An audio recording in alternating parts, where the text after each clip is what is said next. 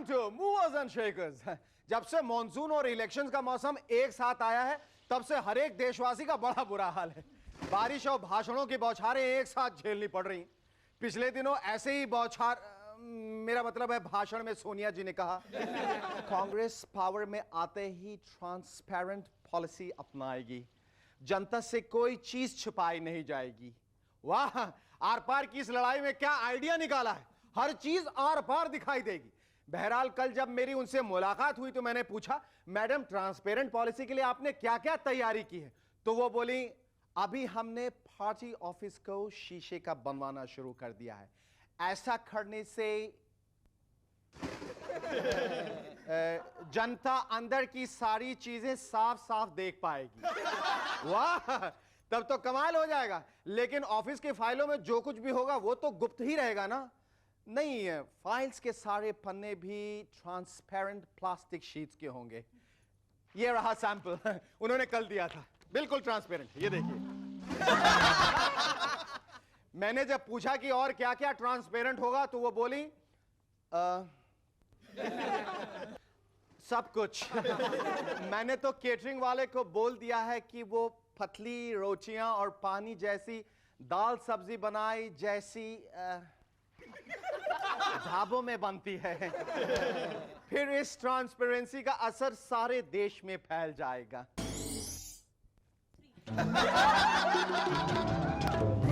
Oh my God, असर तो शुरू भी हो गया। इससे पहले कि बाकी चीजें भी ट्रांसपेरेंट हो जाएं, मैं बता दूं आज के हमारे गेस्ट हैं showman Subhash Ghai and Limca book record holder tabla player Ojas Adiya. But before that, give a large round of transparent applause to Sharuki and the rubber band.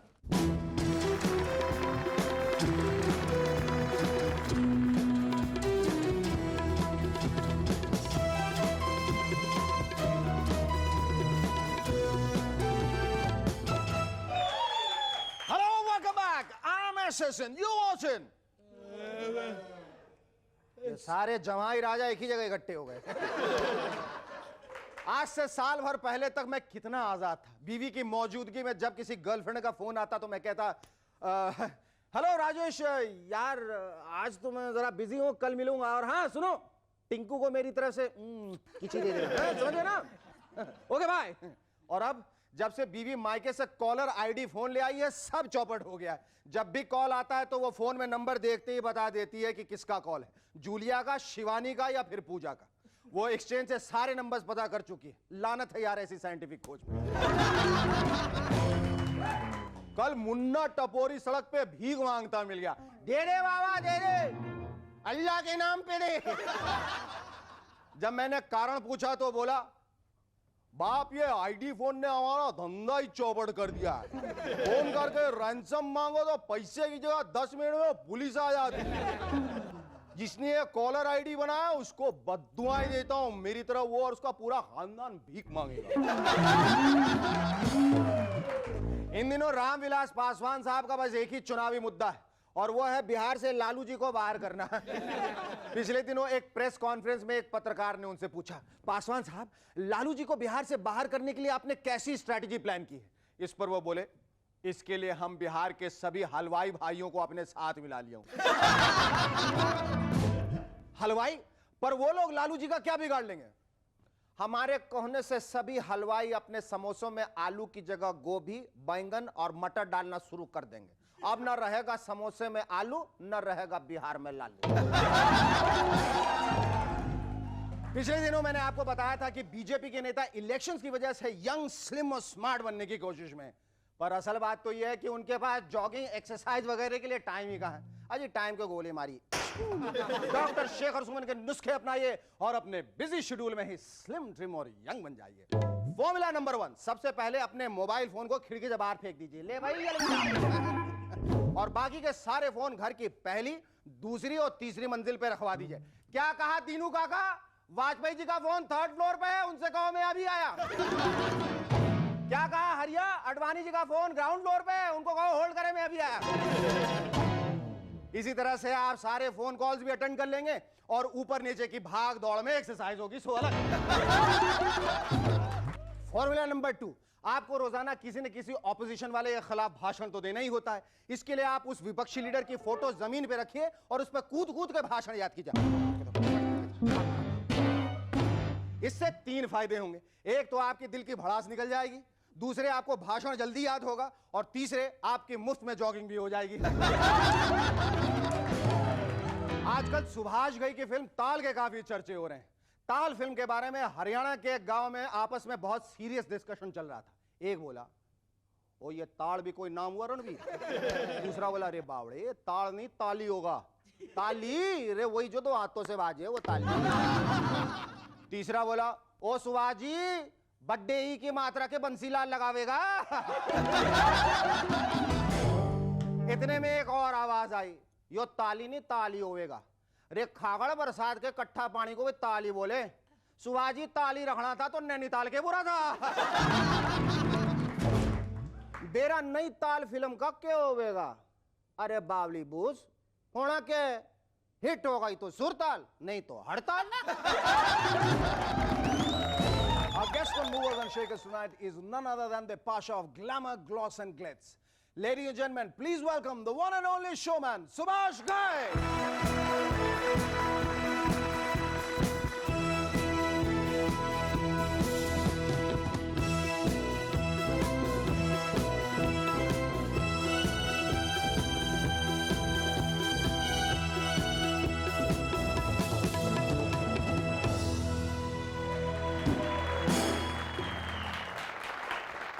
Let me tell you, Subhash, you look terrific in a suit. आप पहनते क्यों नहीं? Really? Yes. कभी-कभी ऐसे occasion जब आपके साथ हैं तो मुझे पता लगा कि आपका प्रोग्राम है तो शेखर जी सूट पहनते हैं तो चलो मैं भी सूट पहन के जाता But it really suits you. Believe me, it does. अच्छा ये बताइए कि आप सिर्फ इस वजह से तो नहीं आए हैं Movers and Shakers में क्योंकि इसके शुरुआत प्रोग्राम का जो नाम है वो M से शुरू होता है and you have an M fixation. because it moves you on. That's what I came. Well, I hope it shakes you as well. Yeah. अच्छा Subhash ji, now you are on to your 14th film, right? Well, I'm going to do a little rapid fire with you. Okay. Just name it in 13 seconds, all the 13 films you have made. Kalicharan, Vishwanath, कर्ज, गौतम गोविंदा, क्रोधी, विधाता, hero, Ram Lakhan, सौदागर, मेरी जंग, खलनायक, परदेश, and ताल. Oh, give a big hand in the numbers. Great. अच्छा, And one I missed, Trimurti. Trimurti was Because not directed by you. It was worth missing. It was worth missing. Let's talk about ताल now. उसके पहले ताल के बारे में बात करें उससे पहले मैंने ऐसा सुना है कि ताल का जो म्यूजिक है, is the most talked about music और I believe कि ताल के म्यूजिक के रिलीज के बाद बाकी जो म्यूजिक कंपनीज वो हड़ताल पे चली गई. All right, this is the new CD of Tal and it's breaking all records. Go for it. It's great music and the first time Subhash Ghai is working with A.R. Rahman. You see, one thing I would like to comment on it, कि music is a huge hit, but not कि दूसरी कंपनियां हड़ताल में चली गई. Just kidding. Because one thing is, yeah, Yes. क्योंकि you see, it is very important for us not to compete with others, rather to compete with our own work. क्योंकि people expect कि अगर सुभाष जी ने ये फिल्म बनाई है तो अगली उससे बेटर होनी चाहिए. तो we have to develop our own music in comparison with our previous music. Right. So ताल म्यूजिक में भी यही हुआ कि हम लोगों ने, मैंने और रहमान साहब ने और आनंद बख्शी ने बहुत मेहनत की ये सोच के कि ये म्यूजिक में एक बहुत ज़रूरी बात जो चैलेंज था हमारे लिए ये था कि ये पॉपुलर भी होना चाहिए और रिच भी होना चाहिए. Now this Tal is about, it's a triangular love story with Manas and Manvi and Vikrant. Yes. This is what the transition, you see, when we youngsters, the girl is from the 20th century, Mansi. Mansi and Manav and Vikrant. Yes. They are 3 people. See, the Manav is how we narrated the characters is Mansi is the girl of 20th century who believe in values and those traditional things and those conservative kind of thing. But she has to enter under circumstances into 21st century. Vikrant is a guy of 21st century, like all MTV guys. Yes. Right? So when she enters into 21st century and she finds a different world altogether and how she faces those challenges. But Manav is a character in between who basically is a man of all centuries. Okay. Because he carries those values, what basic... The way human beings should be. He's the epitome of humanity. So century doesn't matter whether 20th, 21st. आदमी इंसान ही रहता है हमेशा. वो हजारों साल से है और हजारों साल से रहेगी. There's a faith, love. Subhash ji, इससे पहले कि हम बातों में आगे बढ़े, मैं आपको बताना चाहता हूं, there is a very young and very pretty girl who desperately wants to be an actress, who's been waiting there in the wings with bated breath to be blessed by Subhash Ghai, क्योंकि वो ऐसा समझती है कि अगर एक बार सुभाष जी उसके सर पे हाथ रख दे तो इंडस्ट्री के सारे दरवाजे अपने आप उसके लिए खुल जाएंगे. So if you'd allow me, ladies and gentlemen, please welcome the very curious and very eager to make it the marquee actress, Avani! Hi. अच्छा मैं डायरेक्टर नहीं हूँ इसीलिए मुझे नहीं क्या नाम आपका? Avni. आपने एक्टिंग सीखी कहीं से? नहीं. एक्टिंग आती है आपको? नहीं. डांस आता है? नहीं. डांस भी नहीं आता? नहीं. डायलॉग बोलने आते हैं? डायलॉग बोलने तो आप एक्ट्रेस बनना चाहती हैं? Very good. एक्ट्रेस मेरा फ्यूचर बहुत काफी ब्राइट है. एक तरह से बन सकती हैं आप. कैसे? ये बनना चाहती हैं आप? हाँ. तो एक काम कीजिए कि आपका नाम क्या है? अवनी ना? Avni. अवनी से अगर आप अपना नाम मवनी रख लें तो फिर अगर ये रख ले तो फिर इनको कोई नहीं रोक सकता सुभाष जी. अगर एम लग गया मवनी रख लेंगे तो आपको एक्टिंग भी आ जाएगी, आप स्कूल भी हो जाएगा, आपको डांस भी आ जाएगा और डायलॉग बोलने भी आ जाएंगे. वाह. करने भी आ जाएंगे. आपको गुप्ता आर्ट से मिल जाएगा, आपको आमिर खान, शाहरुख खान, सलमान खान सब एक साथ मिल जाएंगे. All the best. All the best. Thanks a lot. Now from today you are मवनी. मवनी. ओके थैंक यू मवनी. आपने अपने पहली फिल्म के प्रीमियर में हमें जरूर बुलाया. Okay all the best. ठीक है.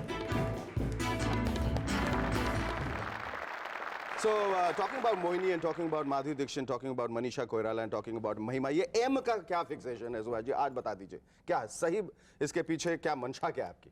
ध्यान से देखिए. हाँ. जब आप या मैं या कोई भी पैदा हुए थे हाँ. तो हमारा सबसे पहला वर्ड जो हमारे मुंह पे लैंग्वेज से आता है वो आता है माँ. फिर क्या वजह है कि आपने ऐश्वर्या का नाम नहीं बदला? मैंने बहुत कोशिश की मैश्वर्या रख दिया जाए लेकिन तब तक वो पूरे वर्ल्ड में डिक्लेयर हो चुकी थी. हाँ. तो उन्होंने कहा मुझे मैश मत कीजिए. बोले सुभाष जी बड़ा मैश्वर्या ठीक नहीं लगेगा. मैश्वर्या ठीक लगा. But did you really give it a sincere attempt to change? नहीं, मजाक में हम लोग बात Okay, करते tell me ये जो in-depth study जो आप करते हैं, it's mainly you study women, not men so much. No बस ही बस उसमें एक जैकी श्रॉफ आए थे हीरो में, बाकी सब लड़के ही आ रहे. मैन का भी स्टडी होता है. Why not? Because Dilip Kumar and Naseer Sahab and there are many good actors you see who have been definitely in depth. They are very intense. और मैन में जो इंटेंसिटी होती है उसकी एक अपनी परफॉर्मेंस का एक एडिशनल वैल्यू होती है, उसके सुपरलेटिव्स होते हैं. Okay. How much have you grown? If I had to ask you, how much have you grown as a director since your first film, Kali Charan, till now? You know, whenever a film is released, they write that Subhash Ghai is a textbook on Indian cinema. Should I tell you how much I have grown? Yes. It's a very interesting question you have asked me. कि आज से 10 साल पहले जब मैं hit हुआ था 3-4 picture में तो मुझे लगता था आई हैव ग्रोन. फिर उसके बाद 4-5 हुई और हिट हुई तो मुझे लगा कि यार आई एम ग्रोइंग. और आज मैं ये महसूस करता हूँ कि I am yet to grow. ये ग्रोथ हुई. Great. That's a very profound statement, but it's true. But tell me, how did you think of redefining the Indian hero? खलनायक जब आपने बनाई तो प्रोटैगनिस्ट जो होता है हमेशा वो ब्लैक एंड व्हाइट कैरेक्टर जो हमेशा देखते हैं, बड़ा पॉजिटिव प्रोटैगनिस्ट होता है, उसको आपने रीडिफाइन करने कैसे सोचे? When I redefined खलनायक, I wanted to go through the psychology of a villain. कि अल्टीमेटली विलन भी एक अच्छा इंसान है, मतलब वो खूबसूरत है, पैसे वाला है, I think is a state of mind. Achievers है. वो किसी के पॉइंट ऑफ व्यू से विलन है, लेकिन अपने पॉइंट ऑफ व्यू से तो बिल्कुल है.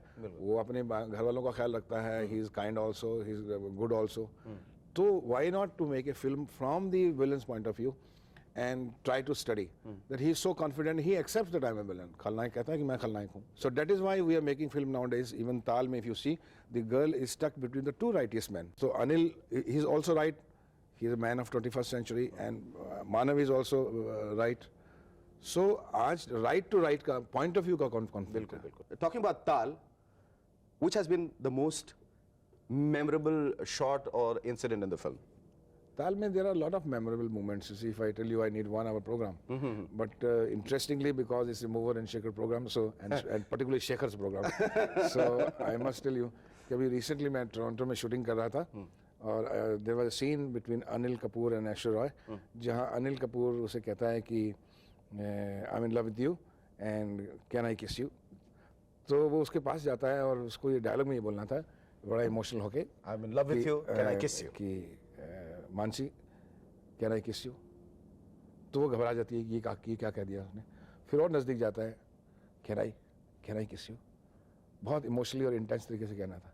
अब ये जो हमारे अनिल कपूर साहब हैं बहुत शर्मीले और बड़े घबराए हुए इस डायलॉग से और टाइम हमारे पास था नहीं. अच्छा. क्योंकि पीछे सनसेट जा रहा था, ये रहा था. फटाफट कैमरा लगाया और मैं बोला अनिल चलो फटाफट करो डायलॉग बोलो. और इमीडिएटली शुरू किया तो उसने जब ऐश की आंखों में देखा और बोला कि Mansi I love you. Mansi I love you, can you किस मी. अच्छा एक बात और बताइए, Aishwarya was she going through an all time low phase? सब लोग उनको कहते हैं भाई प्लास्टिक हीरो है ना, मिस वर्ल्ड है, क्या एक्टिंग करेगी, उसमें Subhash Ghai, why did he sign her? What did he see her? देखिए, as a director, when we select actor and actresses, it's very important that we see in depth. You see, but what I could see her in few glimpses, जो उसकी film देखी मैंने या उनसे बात की, कि there is a lot of depth in her, and there is an artist in her, जो अभी तक वो बहुत मेकअप में और उसमें जो है छुपा हुआ है. So we try to bring her an actress out of her. उसके लिए आपको बहुत बनाना पड़ा था उन्हें? Throughout हमें उसे बताना पड़ा कि this is Mansi, this is not Aishwarya Roy, this is not a Miss World, and she also, poor girl, worked very hard to go through the character, और उसकी डेवलपमेंट आस्ता आस्ता चैप्टर वाइज कैसे कैसे होते होते एंड तक पहुंचती है, एंड जो है वो अब आपके सामने है. Today we also have with us in the studios movers and shakers, a young tal master who began mastering the art of playing tabla at the tender age of 2. Ladies and gentlemen, please welcome Limca Book record holder Ojas Sathya.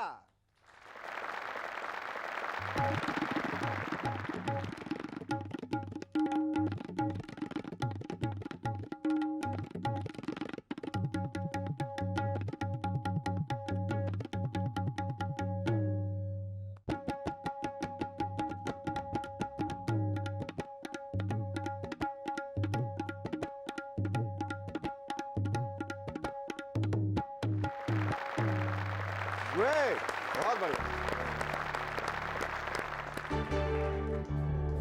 बहुत अच्छा बजा.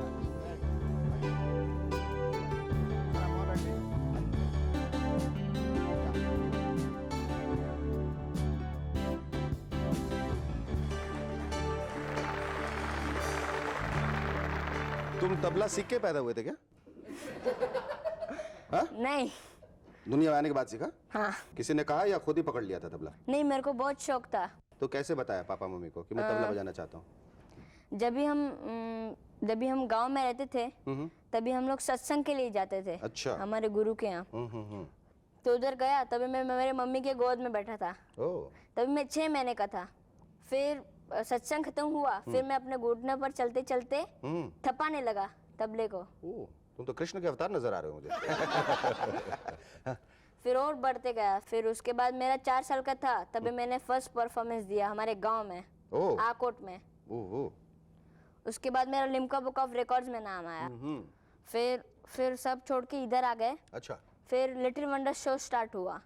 उसमें मैं पहले से ही तबला बजा रहा हूँ. अच्छा. अब तक. तो क्या ऑडियंस की क्या प्रतिक्रिया क्या होती है, रिएक्शन क्या होता है जब तुम बजाते हो? तो क्या आके तुम्हें कॉम्प्लीमेंट देते हैं? तो कभी कभी लास्ट में आते हैं. अच्छा. तो बोलते हैं, अरे इतना छोटा लड़का बहुत ही अच्छी तरह बजाता है. और बड़े बड़े कलाकार नहीं बजा पाते तबला, और इतना छोटा सा बजा लेता है. हाँ, ऐसा भी बोलते हैं. ऐसा बोलते हैं ना? हाँ.